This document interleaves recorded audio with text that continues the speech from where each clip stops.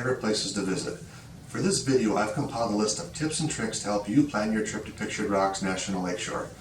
Now, I'm not claiming to be an expert on this trail. These are just some of the things I came across either from my own research while planning my trips or from things that I discovered while I was on the trail.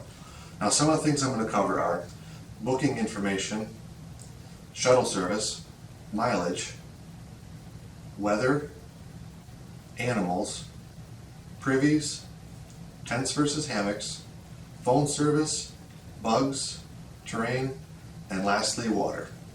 Alright, let's get started. Alright, the first thing you need to do is make your reservations. Pictured Rocks requires you to reserve your site as well as to bring your permit along. Now, down in the description box, I'm going to have a link for you for how making your reservations. It's as simple as clicking on Build Your Itinerary, entering your group size, and you can click on the calendar and go to the date you're looking for.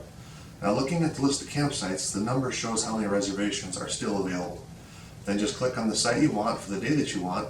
After that, click on Book. Now, you won't be able to print your permit until your reservation is, I believe, less than 2 weeks away. Before that, it won't let you do it, but just remember to print your permit. If you're running a Ranger, they almost always check to see if you have it. I like to laminate mine, keeps it from getting damaged in case it rains, and I keep it in the outside of my pocket, outside pocket of my pack. That way it's for easy access. And it's worth noting that you're reserving a space at the camp area, not a specific site number. So these sites are first come, first served to people with reservations. Now let's talk about taking a shuttle versus parking. If you plan to take a shuttle, you can do that through Ultran. I'll include a link down below for that as well. This is pretty simple. Just click on Make a Reservation. It'll take you to another page with some reservation information for you. Now the cost is $25 a person, and below that is where you enter your information and you have all the different options depending on what direction you're traveling as well as the time of day and where you want to go. Payments through PayPal, and you'll get email confirmation once your booking has been confirmed. Now, they do manually confirm that, so depending on when you reserve it, it may take a day or two to get your confirmation. And they also ask that you make a reservation at least a week in advance. Now, the other option is to park one vehicle at your end destination and then drive to your starting position. Now, in looking at the parking area at Munising Falls, you can see it's a pretty large lot with plenty of spaces to park in. The trail comes out in the corner of the parking lot right next to the Visitor Center. Now, if we look at the parking area at Grand Sable Visitor Center, you can see it offers a little less space than at Munising, and the trail starts right next to the parking area. Next up, I want to cover mileage, because that's going to pertain to what sites you can book. Now, the whole trail is 42 miles long, and it goes from Munising Falls Visitor Center to the Grand Sable Visitor Center, or the other way around, depending on what end you start at. Now, below I'm going to have a link that has it's going to have this map on it, and on the back of it there's a mileage chart. I printed this one out and laminated to keep as a reference if I need it. The reason I'm bringing up mileage is because of the fact that you have to reserve your site ahead of time and you need to plan out how far you could go each day. Some of the things you want to consider are going to be the time of day you arrive. Like if you start early, you have more time to get in more miles, versus if you start later in the day, you most likely want to have a shorter mileage day. Now this also rings true for your last day on trail. Do you want a low mileage day to allow for traveling, or is that not a big deal to you? This is not a difficult trail by any means, but don't forget to factor in your ability in the mileage planning. Lastly, you want to make sure you allow yourself some time to enjoy all the amazing views that you're going to encounter along the way. As with anywhere you go, weather can be a big factor. Check out the forecast and keep checking it right up until the day you go, because it can change pretty quickly. Now, I've seen the forecast change from all 4 days of constant rain to just one day, then a couple days with scattered rain. So basically, plan for the worst and hope for the best. There are a couple of sections that have some mud in them, and when it rains, those sections can get really sloppy, so just be prepared to get dirty. There's lots of animals along the trail to see. Birds, deer, even chipmunks. I mean, the chipmunks are everywhere, and they're going to steal your food if you aren't paying attention. I was setting up camp on my third day, and I had set my lunch down. It was in a Ziploc bag, and I'd sat on my sitting bench while I was setting up my camp. And I turned around, there's this chipmunk, and it had chewed a tiny hole in my bag and was trying to get it, and he actually was grabbing a hold of the bag and trying to drag it away. They're not scared of people, and they'll come right up to you. Now I want to move on to bears. Now, most of the time people don't have issue with bears. This year there were several nuisance bears in the Chapel Beach area. Some got to coves, and we had one actually at Beaver Creek. Camp areas all either have bear boxes or bear poles to store your food in, so make sure you take advantage of that. And I definitely recommend placing anything with a scent in there, such as your cook pot, lotions, toothpaste, etc. Anything with a scent, make sure you pack it away in there. Now I want to bring up the privy, outhouse, vault toilet, whatever you want to call it. Starting with the visitor centers, both have facilities as well as garbage cans. Now Munising Falls has flushable toilets and Grand Sable only has a vault toilet. And all the camp areas have a privy. Some are better than others. Some are just sitting in the middle of the woods. Others have sides and a roof. And definitely bring your own teepee. You can't count on them all being there. Now all along the trail there's a few other places that have a place to go. I might miss one or two, but here are the ones I know about.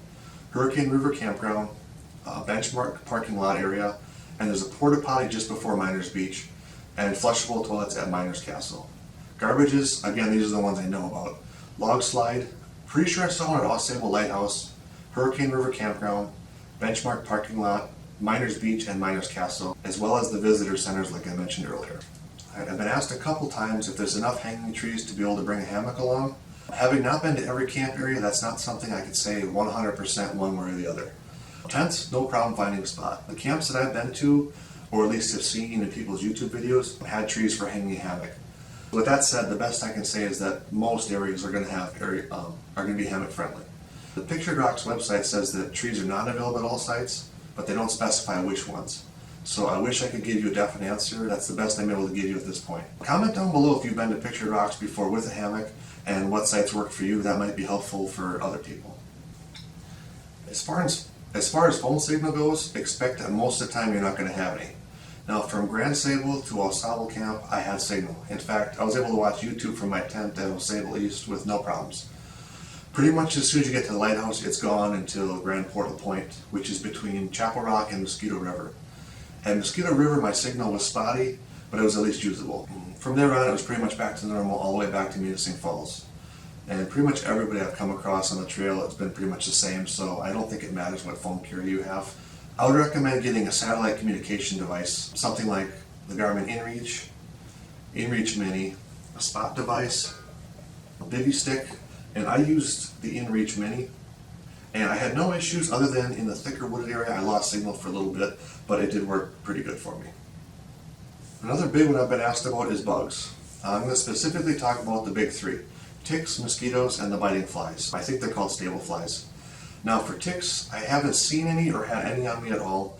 Others at camp have mentioned that they had some earlier in the day, so I know they're around. I treat all my clothes with permethrin. Several brands on the market are like Sawyer. I buy mine in a concentrated form. I get it from a local store that sells farm supplies like Tractor Supply. You can even get it on Amazon. I like going that route because I can get way more product for less money and I can even up the strength a little bit. The last 2 years that I've been using that style, I haven't had a single tick on me. It works for mosquitoes as well, and I even put it on my tent. For mosquitoes, I use the Sawyer brand Picardin Insect Lotion. Works pretty well. After a while I got to reapply because of sweating all day, starting to wear off. You want to avoid DEET if at all possible because it's known to attack plastic and it's going to definitely wreak havoc on your gear. For the pesky biting flies, depends on what time of year you're there, as well as the weather. It's kind of noted that they're worse on hot, humid days. If you are wearing loose-fitting pants, you're probably not going to have an issue because they like to get on your legs and your ankles. It's claimed that bug repellent doesn't work on them. I did find a fresh application of this lotion made a huge difference. Unfortunately, they just went to my ankles and were biting me through my socks, but this did seem to really help keep them off my legs. Now for the terrain, it's pretty easy actually. Elevation gain's minimal. I mean, there's a few places where you have to go up a steep incline, but nothing too extreme. In fact, this last time I didn't even use my trekking poles. If it's raining, on the other hand, you're going to want to use poles for some of the spots. And definitely take your time. The mod I brought up earlier, there's a spot between Chapel Beach and Mosquito River that was muddy. Every time I went it was that way, but it's easy to get through without trouble. And the other area is between Miners Castle and Sandpoint, but there's a lot of new boardwalks they're putting up, so that actually should drastically reduce the amount of mud that you're going to have to go through. Alright, last up on my list is water. The nice thing about Pictured Rocks is that there's water everywhere. I believe there's only 3 campsites that don't have water: Mass Homestead, Potato Patch, and Cliffs. Along the way you're constantly coming across rivers and creeks and it's really easy to get water from them. In most cases your water source is real close to camp and real easy to access. Just don't forget to bring yourself a water filter or some kind of a purification system. The best water that I've had came from Lake Superior. It was cold and clear. You might notice some of the creeks have a slightly brown color to them. It's just tannins and it's nothing to worry about. There's 3 spots along the way you can get water from right from the spigot: Ausable Lighthouse, Hurricane River Campground, and from Miners Castle. Alright, so hopefully I covered everything that you're looking for. If not, just comment down below, and hopefully myself or other viewers can answer your questions if there's something that we missed. Otherwise, feel free to leave a comment down below. I'd love to hear from you. I always appreciate you taking the time to watch. Don't forget to like, comment, and subscribe, and we'll see you guys next time.